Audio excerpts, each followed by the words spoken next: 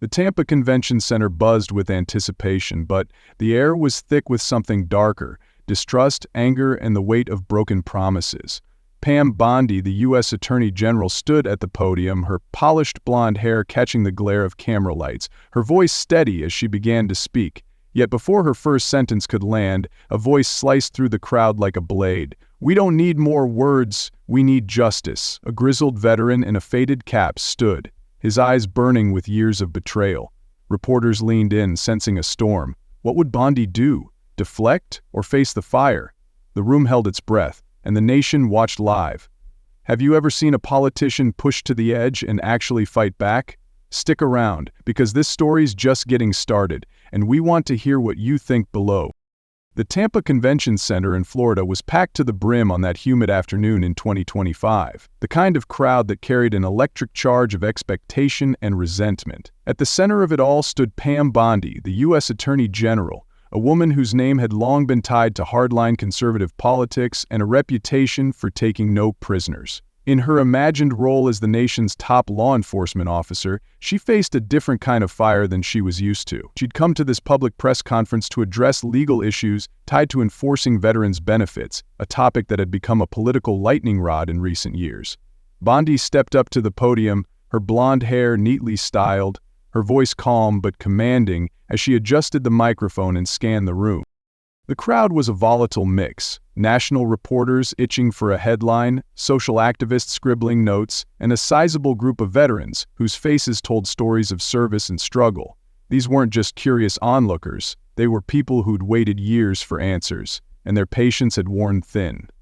Murmurs rippled through the room as Bondi began her opening remarks, her tone measured, almost rehearsed. "Good afternoon," she said, her words cutting through the hum of anticipation.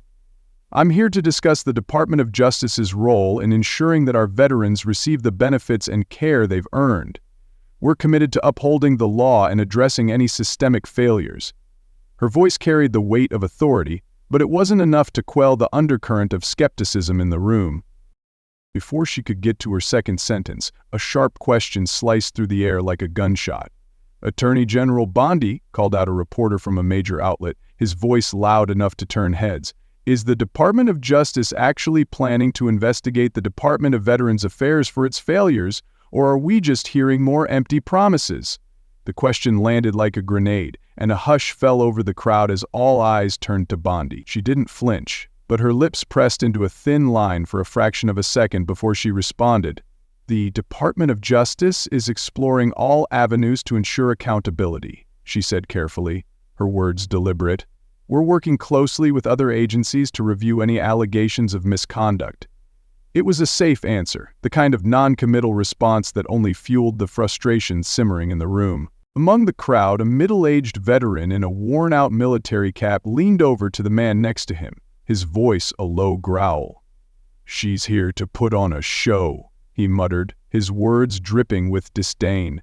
"Doesn't give a damn about us, just another politician looking for a photo op." The man beside him nodded, his jaw tight, and the sentiment seemed to spread like wildfire. Near the front, a small group of veterans began to shift in their seats, their hands gripping handmade signs that read, "Justice for Veterans," in bold, uneven letters. They didn't raise them yet, but the message was clear. They weren't here to listen to platitudes. They wanted action, and they wanted it now. The tension wasn't just palpable, it was suffocating, a storm waiting to break. Reporters adjusted their cameras, sensing the potential for a viral moment. Activists whispered among themselves, preparing follow-up questions that would hit harder. And the veterans, some with scars visible, others with wounds no one could see, sat with clenched fists, their eyes locked on Bondi. This wasn't just another press conference. It was a powder keg, and everyone in the room knew it. All it would take was one spark to set it off. Pam Bondi had barely settled into her prepared remarks, her voice steady as she spoke about the Department of Justice's commitment to veterans' rights. "We are taking steps to ensure that those who've served our country are not left behind," she said, her tone polished, the kind of delivery that had carried her through countless press conferences. But before she could finish her sentence, a gruff voice cut through the room like a knife. "Not left behind? That's a damn lie." A man stood up near the middle of the crowd, his sudden movement drawing every eye in the room. He was tall, broad-shouldered with a face etched with hardship and a faded military cap pulled low over his brow. His voice trembled with barely contained rage as he pointed a finger at Bondi. "My name's Thomas Reed. I served in Operation Enduring Freedom in Afghanistan after 9/11.2 tours. Countless nights wondering if I'd make it back. And for what? To come home and get screwed by the VA while people like you sit in Washington pretending to care?" The room erupted. Some veterans clapped, their applause sharp and defiant, while others shouted in agreement. A few reporters scribbled furiously, sensing a headline unfolding. Bondi's jaw tightened, but she held her ground at the podium, her hands gripping the edges as she tried to regain control. "Mr. Reed," she started, her voice firm but measured, "I hear your frustration, and I assure you, the Department of Justice—" "Hear my frustration?" Reed interrupted, his voice rising, his face reddening. "You don't hear nothing. You don't know what it's like to watch your best friend blow his brains out because the VA wouldn't get him help for his PTSD. You don't know what it's like to beg for care and get told you don't have the right paperwork, like my service wasn't proof enough." His words hit like punches, each one landing harder than the last. The crowd's murmurs grew louder, a wave of discontent threatening to spill over. Bondi raised a hand, trying to interject, but Reed wasn't done. "You sit up there in your fancy office," he sneered, "but have you ever had to choose between paying rent and buying meds the VA won't cover? Have you ever waited 3 years for a call that never comes? Don't tell me you hear me when all you've got is empty words." Before Bondi could respond, a young woman near the front stood up, her voice cracking with emotion. "He's right," she shouted, her eyes glistening with tears. "My dad served 20 years, came back broken, and the VA let him die waiting for treatment. Your Department of Justice only protects the powerful. People like us get abandoned." Her words sparked more shouts from the crowd, and a group of veterans in the back raised their signs. "VA equals administrative hell." The chants started low but grew louder, rhythmic, a chorus of frustration echoing off the walls. "No more lies! No more lies!" Bondi's composure wavered for a moment, her eyes narrowing as she scanned the room. Security personnel near the exits shifted uncomfortably, awaiting her signal, but she waved them off. "I understand the system has failed many of you," she said, her voice louder now, trying to cut through the noise. "That's why I'm here, to start addressing these issues head-on." "Head-on?" Reed shot back, his tone dripping with sarcasm. "You think showing up to a press conference is head-on? Where were you when my buddy was dying in his garage? Where was your precious department when the VA lost my claim 3 times? You don't care about us? You're just here to save face?" The crowd roared again, some yelling, "Tell her," while others booed, their voices a chaotic mix of anger and desperation. A freelance reporter, sensing blood in the water, jumped in, his camera flashing as he shouted over the din. "Attorney General Bondi, are you dodging responsibility here? The federal government's failures are well documented. Does the DOJ have any real plan, or are you just passing the buck?" His question was met with a smattering of applause, adding fuel to the fire. The chants grew louder, the signs waved higher, and the room teetered on the edge of chaos. Bondi's fingers tightened around the podium, her knuckles whitening. She took a slow breath, her eyes darting from Reed to the young woman to the reporter, then back again. "I'm not here to dodge anything," she said, her voice sharp now, cutting through the noise like a blade. "I'm here to listen and to act, but I can't do that if you're shouting me down." Her words were met with a mix of jeers and reluctant silence, the tension in the room palpable, as if the air itself was holding its breath. Reed folded his arms, his stare unyielding. "Listening's cheap," he said, his voice low but venomous. "Prove you're different, or get out." The challenge hung heavy between them, a gauntlet thrown down in front of the nation's top law enforcement officer. The cameras zoomed in, the crowd leaned forward, and Bondi knew she was on a razor's edge. One wrong move, and this wouldn't just be a press conference gone wrong, it'd be a firestorm she might not contain. The room was a tinderbox, and Thomas Reed's words had just struck the match. Pam Bondi stood at the podium, her face a mask of control, but the crowd's chants, "No more lies," and the sea of angry faces told her she couldn't ride this out with platitudes. Security hovered near the edges, waiting for her signal, but instead of giving it, Bondi did something no one expected. She stepped away from the podium, her heels clicking sharply as she walked down into the crowd, stopping just a few feet from Reed. The move stunned the room into a momentary hush, cameras swiveling to catch every second.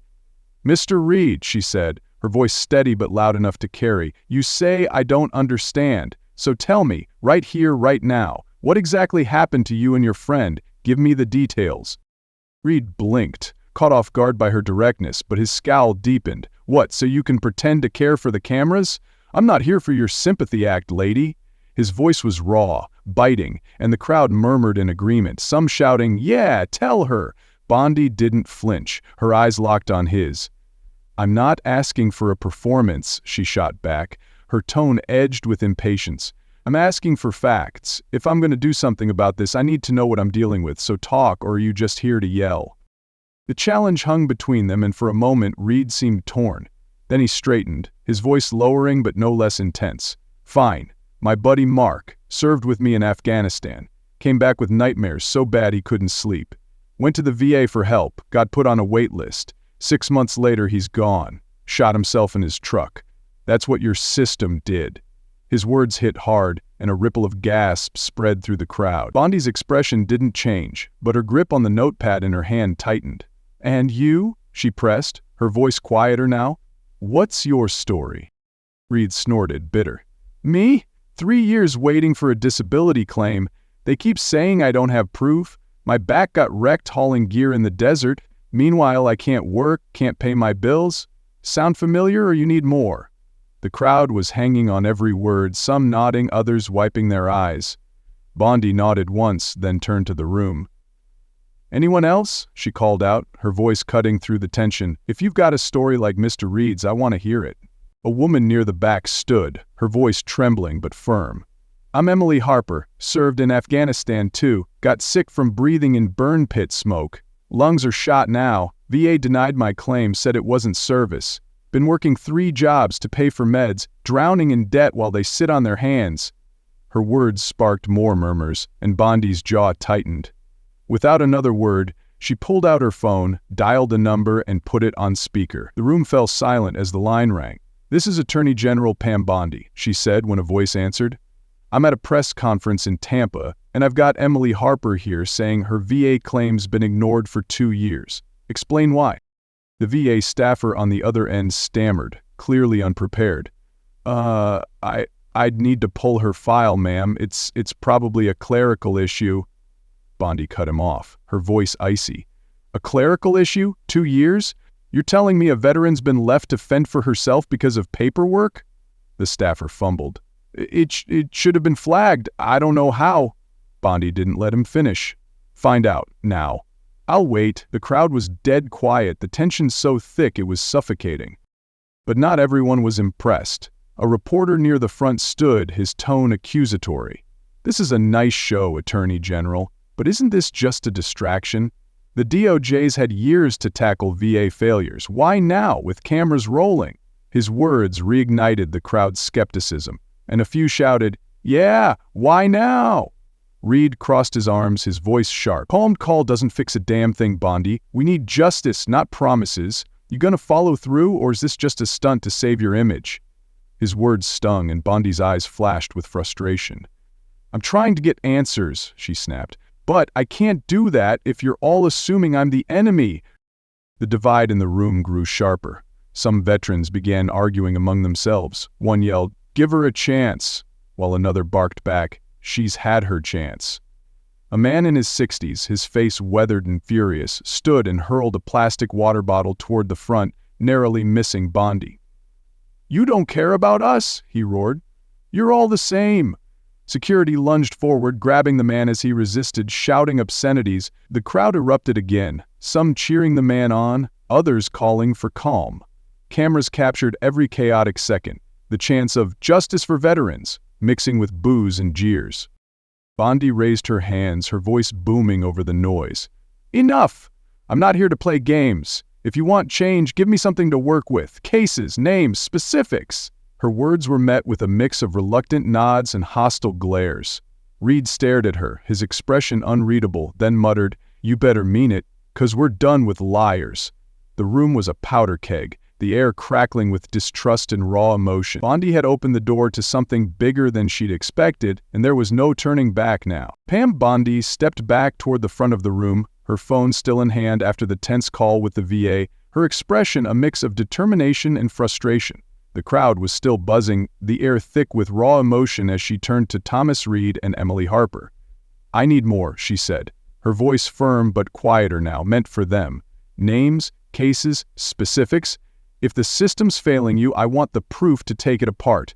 Give me something I can use." She pulled out a small notepad and pen, scribbling as Reed and Harper hesitated, their faces a mix of suspicion and reluctant hope. Reed finally nodded, his tone gruff. "Fine, I'll give you names, but don't think this makes us buddies. You screw us over, I'll be the first one calling you out." Harper chimed in, her voice shaky but resolute. "I've got friends in the same boat. Denied claims, endless wait lists. But what's your plan, Bondi? You gonna actually do something, or just file this away for some report nobody reads?" Bondi met her gaze, her reply sharp. "If I wanted to bury this, I wouldn't be standing here getting yelled at. I'm asking because I intend to act, but I need more than stories. I need evidence." Harper crossed her arms, unconvinced. "We've heard that before. Evidence doesn't mean much when nobody listens." Bondi didn't get a chance to respond before the reaction from the crowd started snowballing. A few veterans in the back began tapping furiously on their phones, sharing snippets of the confrontation online.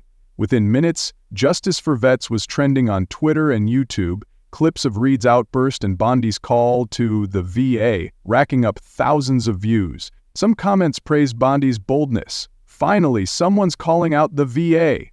While others were scathing, just another politician playing hero for the cameras. National news outlets picked up the story, some framing Bondi as a rare voice of accountability, others labeling it a desperate PR stunt to deflect from broader government failures.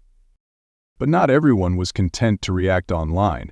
As the press conference wrapped up, a group of veterans gathered outside the Tampa Convention Center, their numbers swelling as word spread. They hoisted signs reading, "DOJ fails vets," and "Bondi, where's our justice?"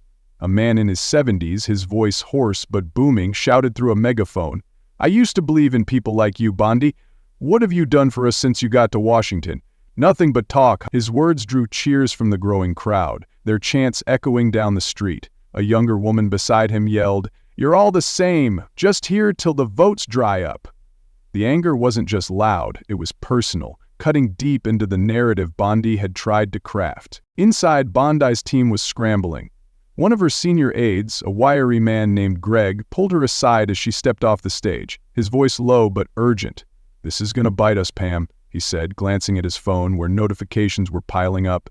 "You've got half of Congress breathing down our neck already. You keep poking the VA like this, you'll lose allies we can't afford to lose." Bondi's eyes narrowed, her reply sharp. "And what, I just ignore these people? Let the VA keep screwing them over? That's not how I work." Greg shook his head, exasperated. "It's not about ignoring them. It's about picking battles you can win. This one's a minefield." The pressure didn't stop there. That evening, as Bondi sat in her temporary office in Tampa, her phone buzzed with a call from William Carver, a high-ranking VA director. His tone was cold, clipped. "Attorney General Bondi, you've stirred up a hornet's nest today. You think publicly shaming us fixes anything? You're risking a political firestorm, could tank your career and hurt the very people you claim to help." Bondi's grip on the phone tightened, her voice icy. "If your system wasn't a mess, I wouldn't have to shame anyone. Fix it, or I'll keep digging." Carver's laugh was bitter. "Dig all you want. You'll hit bedrock before you hit solutions. Watch your back. This ain't just about us." Meanwhile, Thomas Reed was dealing with his own fallout. His phone lit up with messages, some from fellow veterans thanking him for speaking up, others far uglier. "Traitor," one read. "You're feeding intel to the enemy now," another warned. "Keep your mouth shut or you'll regret it." Reed tossed his phone onto the table, his voice low as he muttered to himself, "Didn't fight overseas just to get burned at home." When a reporter caught up with him outside, asking if he trusted Bondi, Reed's answer was blunt. "Trust her? Hell no. She's got a job to do. I've got a fight to finish. We'll see who blinks first." Back in Bondi's orbit, the divide only deepened. Some veterans who'd been in the room started reaching out, offering more names and cases, their voices a mix of desperation and faint hope. But others doubled down on their distrust, flooding comment sections with accusations. "She's using us," and "DOJ's just as bad as VA." Bondi's team fielded calls from Capitol Hill, senators and aides demanding to know her next move, some warning her off, others fishing for leverage. The weight of it all pressed down on her, but she kept scribbling in that notepad, each name a reminder of the storm she'd walked into, and the bigger one still brewing. Late that night, Pam Bondi sat alone in her temporary office in Tampa, the faint hum of the city outside barely audible through the thick glass. Her phone buzzed with a call from a number she recognized, a senior senator from Washington, a man with enough clout to make or break careers. She answered, her voice steady but weary. "Senator," she said, leaning back in her chair. His tone was clipped, urgent. "Pam, what you did today, it's got people talking. I'm proposing a congressional hearing to dig into the VA's failures. But I'm warning you, if you get in on this, you'll be stepping on some big toes, the kind that don't forgive easy. You sure you want to play this game?" Bondi didn't hesitate, but her reply was measured. "If it gets these veterans what they deserve, I'll play it. But I need to know you're not just dangling this to score points." The senator chuckled, dry and humorless. "No promises, Pam. Think it over. Fast." She ended the call, her eyes falling to the notepad on her desk, its pages filled with scribbled names and cases Thomas Reed and Emily Harper had given her. Each one felt heavier than ink, a weight of lives caught in bureaucratic limbo. Her phone buzzed again, this time a text from Reed. It read, "If you're really after justice, we'll stand with you. But if this is just politics, we'll never forgive you." The words stung, a reminder of the razor-thin line she was walking. She set the phone down, staring at it for a long moment, the senator's warning and Reed's message clashing in her mind. The silence was broken by a sharp knock. One of her aides, Greg, stepped in, his face tense. "Ma'am, we've got a problem. There's a group of veterans protesting outside the DOJ office in D.C. right now. They're demanding to speak with you. Say they won't leave till you show up." Bondi's jaw tightened, but she didn't respond immediately. Her gaze shifted back to the notepad, then to the window where the lights of Tampa glowed faintly, reflecting in her eyes. She exhaled slowly, the weight of the day pressing down harder than ever. "How many?" she finally asked, her voice low. "Couple dozen," Greg replied, "and growing. They're mad, Pam, real mad." Bondi didn't answer. She leaned forward, elbows on the desk, and flipped open the notepad again, scanning the names. Mark, the friend Reed had lost to suicide. Harper, struggling with her lungs and her bills. The senator's offer loomed, a chance to take this fight to a bigger stage, but with risks she couldn't ignore. So did Reed's warning, and the chance of those veterans in D.C., their voices echoing even from hundreds of miles away. She sighed, long and heavy, the decision hanging in the air like smoke. Would she push forward or step back? The answer wasn't clear. Not yet. This story of Pam Bondi's fiery confrontation with veterans reveals a profound lesson. Real change demands more than words. It requires courage to face uncomfortable truths and the grit to act despite opposition. It's a reminder that systems, no matter how entrenched, aren't invincible when people demand accountability. In our own lives, we often encounter broken promises or ignored struggles, whether in our communities or personal battles. The takeaway? Don't just accept the status quo. Speak up, push back, and persist, even when the odds feel stacked against you. Thanks for diving into this story with us. It means a lot to share these narratives. What do you think? Would you have stood with Bondi or called her out like Reed? Drop your thoughts in the comments, and if this hit home, give it a like or share. Let's keep the conversation going.